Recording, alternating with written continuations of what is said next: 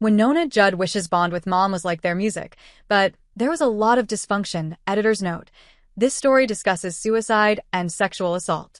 If you or someone you know is having thoughts of suicide, please contact the National Suicide Prevention Lifeline at 1-800-273-TALK 8255.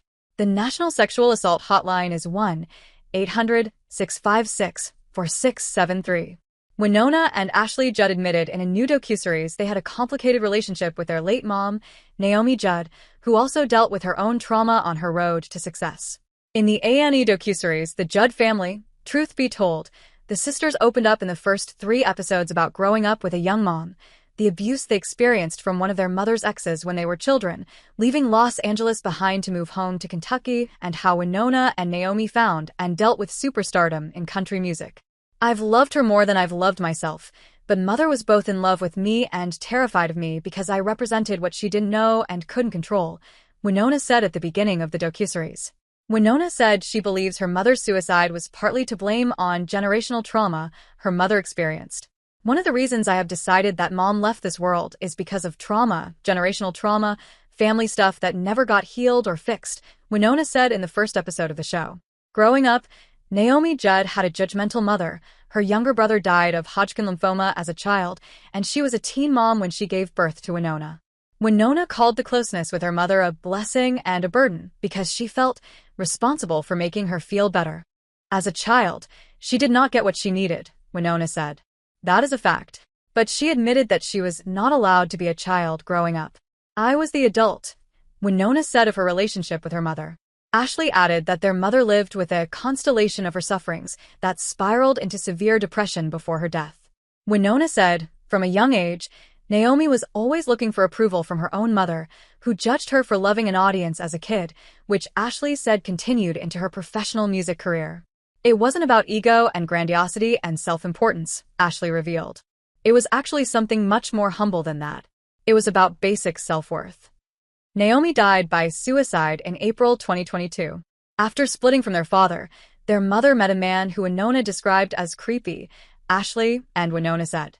Mom had a really not healthy boyfriend, she explained. She saw him as James Dean. The reality was he's not James Dean. He's a guy who's creepy. I was old enough to know that something was wrong. I just remember being very aware of this man watching us in the bathtub and, laying on top of me while I was watching television. Wynonna said their mother often wasn't home, and she became incredibly protective of Ashley. Ashley said one time the live-in boyfriend discovered the girls had written on the walls, and he hung me out the bedroom window by my ankles. Naomi wrote in her memoir about how he moved to an apartment across the street from them after she broke up with him, so he could stalk her. One night, she said, she discovered someone was inside her house. When she went inside, her ex grabbed her in a jealous rage, demanding to know if she'd been with another man. As he was raping me, I prayed he wouldn't kill me because my kids needed me, she wrote. Ashley said she felt abandoned by her parents as a child, adding that everyone thought she was a very capable child, and so nobody needed to take care of me. Naomi's widower, Larry Strickland, said that while he was on the road touring with Naomi and Wynonna, Ashley was left alone.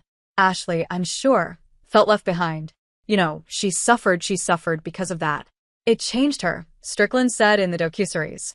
She moved in with her father in her junior year of high school, but she said he wasn't home much and was using drugs as well. My hunch is the justification for abandoning me came from this belief that I was this very capable child, so nobody needed to take care of me. And both of my parents had those beliefs, Ashley said.